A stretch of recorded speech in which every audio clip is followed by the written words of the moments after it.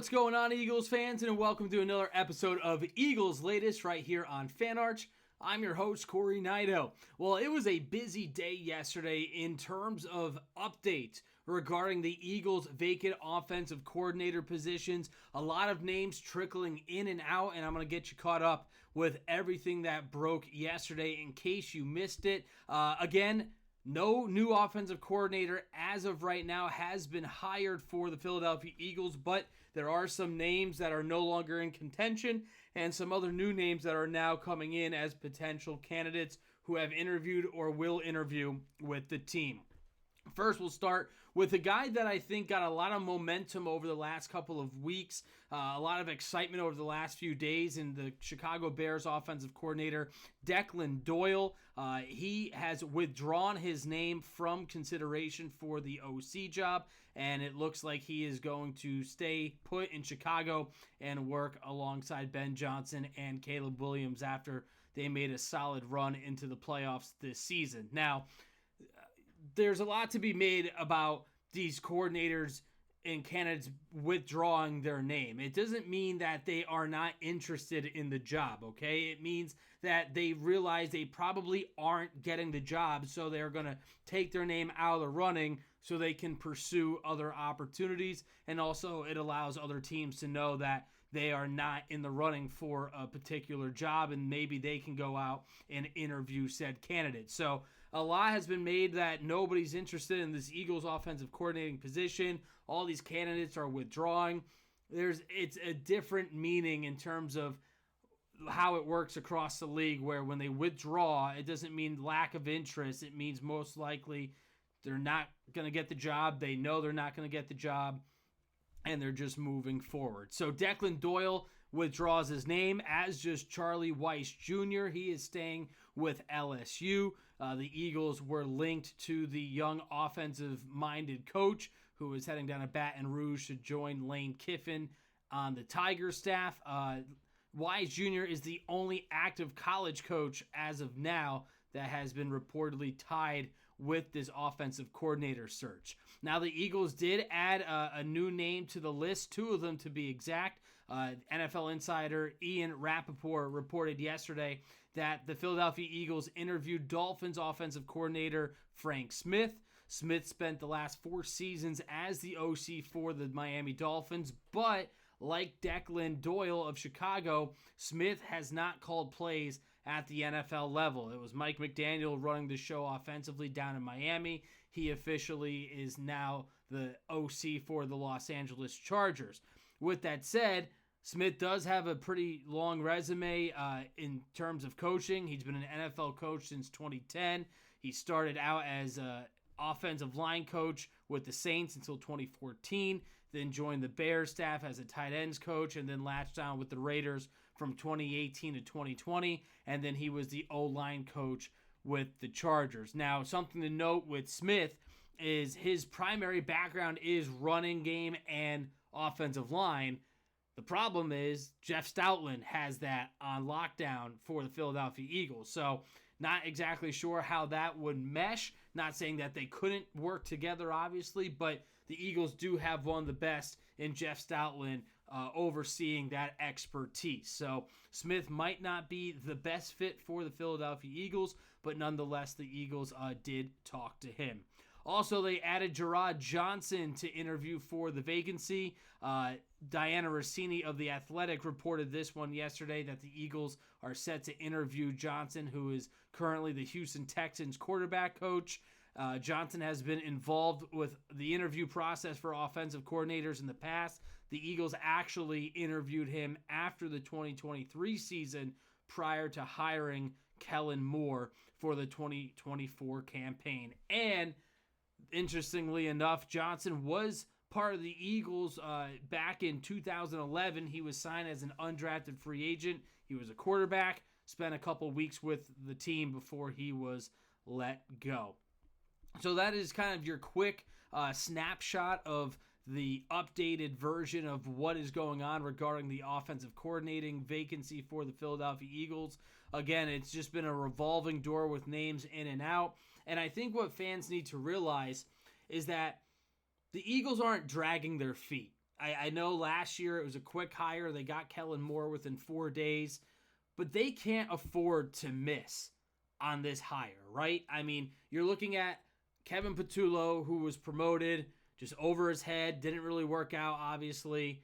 If you miss on this signing, on this hiring, you're looking at essentially 3 of the last 4 years with poor offensive play callers. You have Brian Johnson in 2023, although Nick Sirianni was pretty much calling plays or at least having a much bigger hand in the process, and Johnson kind of fell on the sword that year. You have Kellen Moore, they obviously won the Super Bowl, and then you got Kevin Patullo, and now this new hire, whoever it may be. So Howie Roseman, Jeffrey Lurie, front office, they need to do their due diligence and make sure that they don't swing and miss on their next offensive coordinator. And it's really brilliant what the Eagles do too, because they bring in all these guys, right? And they say, how would you fix this? How would you fix that? And they're gathering all this information so they can not only hire the correct supporting staff on the coaching staff, but also hire the OC that says the same things about, hey, we have to fix this with the offensive line. We have to fix this with the passing game. And they are basing their decision on all the intel that they are gathering. So it's really a strategic way for Philadelphia to go about this offseason vacancy with the OC.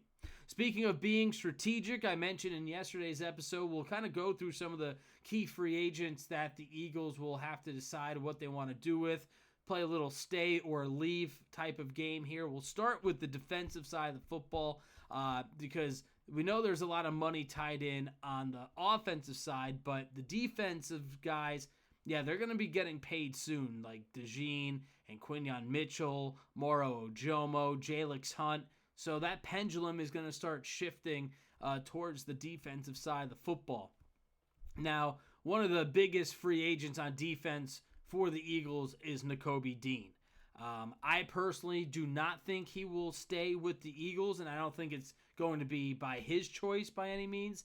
I just think that the Eagles are going to have a tough time to pay Nakobe Dean and let Jihad Campbell sit for another season, essentially, because the rookie played when Dean was out.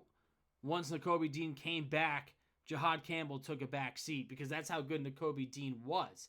I mean, if you look at the defense prior to Nakobe Dean, it was okay. It seemed like it was missing that moxie, that physicality. But when Dean came back, and most notably when I was going through film during that Eagles-Vikings game, Dean just stood out immediately. I mean, this is a guy that just loves to play football. He's fast, he's athletic, he's physical, he has a lot of tenacity, and he's a leader on this team.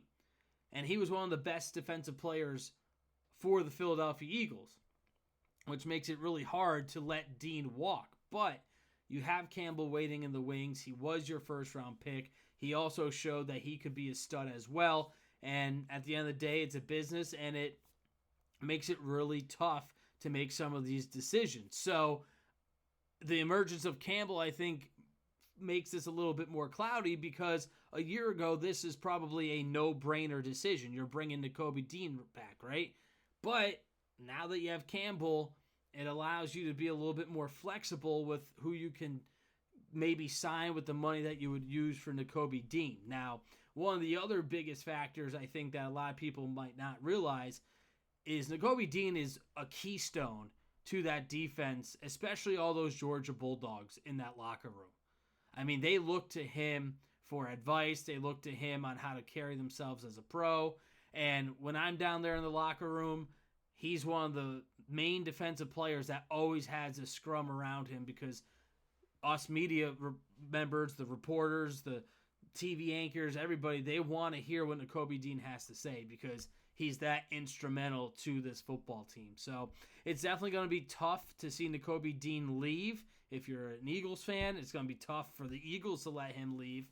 But the injury concern maybe helps dictate the market in favor of Philadelphia, where Nakobe Dean might say, hey, I don't want to play anywhere else. I'll take a hometown discount, and I just want to be here because I've got this brotherhood with all these Georgia Bulldogs. and a brotherhood with this entire defense and this team. So it'll be something to keep an eye out for. Nakobe Dean definitely is one of the best in that locker room, both on and off the field, and would be a pretty significant loss for the Philadelphia Eagles. Over on the offensive side of things, I think the biggest offensive free agent is obviously Dallas Goedert, right? I mean, it depends on what goes on here with the offense, because right now they don't have a tight end. They don't have a tight end on the roster unless you count Cameron Latu, who kind of played fullback. Kylan Granson, E.J. Jenkins, Grant Calcaterra, and Dallas Goedert are all free agents this season. Now, to me, if you look at the tight end realm of free agency, it's not pretty. David Njoku and Kyle Pitts are probably the Eagles' top two options if they were to seek free agency. But are they much better than what Dallas Goedert showed you this past season? He was arguably the best offensive player for Philadelphia, set a franchise record in receiving touchdowns by a tight end. He was a red zone weapon for this team. So it's hard to let Dallas Goedert walk in that sense unless the Eagles are going to do something that they typically don't do in drafts, and that is draft for a need that they have to address immediately.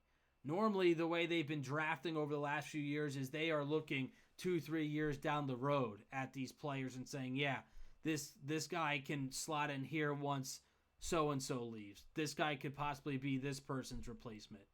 They don't have a replacement for Dallas Goedert on the roster right now. So unless they go out and target a tight end in this year's draft, I was a little surprised they didn't get a tight end in the middle rounds last year. I thought last year's draft class was pretty talented with tight ends. Harold Fannin Jr. I thought could have been a really good fit. He had some nice weeks with the Cleveland Browns. Obviously they weren't getting Colston Loveland or Tyler Warren, but even a Mason Taylor I thought could have been a solid fit for the Eagles. Nonetheless, they didn't get him. They signed Dallas Goedert to a one-year deal, and he proved that he can still play football at a high level. And now they're going to have to make a decision on what they do with tight end 1 and tight end 2, because, as I mentioned, all 4 tight ends are not on the roster currently. They are free agents. So I think Dallas Goedert is going to be an interesting case. Similar to Nakobe Dean, I think it's going to come down to the market and what it dictates for Goedert. I don't think the Eagles are going to throw him a huge lucrative deal, maybe another 2-year deal that gives him $11-12 million a year. But maybe Dallas Goedert just wants to remain an Eagle the rest of his career. Obviously, Zach Ertz went elsewhere. He wrapped up his career with Washington, and he suffered that gruesome knee injury. Maybe he's done for the season. But if you watch Dallas Goedert speak after the last game of the season, you could tell he was pretty emotional, and it seems like he wants to remain an Eagle.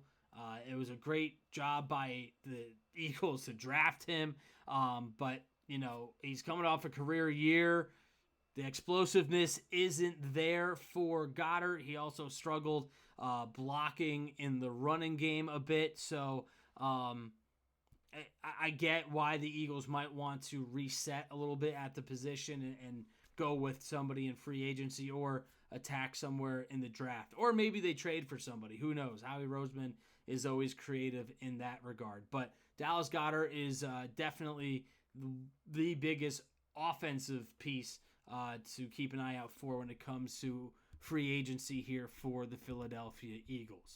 So that will just do it for this episode of Eagles Latest. We're still waiting to find out who the new offensive coordinator will be for this team, and we will keep trudging along here as the off-season, continues to move along in this very cold winter. As always, thanks so much for tuning in. Please drop a like, drop a comment, let me know what you're thinking. Who do you want as offensive coordinator? Do you want Brian Daboll, who seems to be still a possibility for Philadelphia. Do you want Joe Brady? Do you want a guy that hasn't called plays yet, like a Nate Shieldhouse out of Los Angeles, or somebody else that might not be on the radar that you could think is a good option? Let me know. Would love to hear all about it. And again, as always, appreciate you tuning in. So until tomorrow, enjoy, stay safe out there with the cold weather, and we'll talk more Eagles football tomorrow afternoon.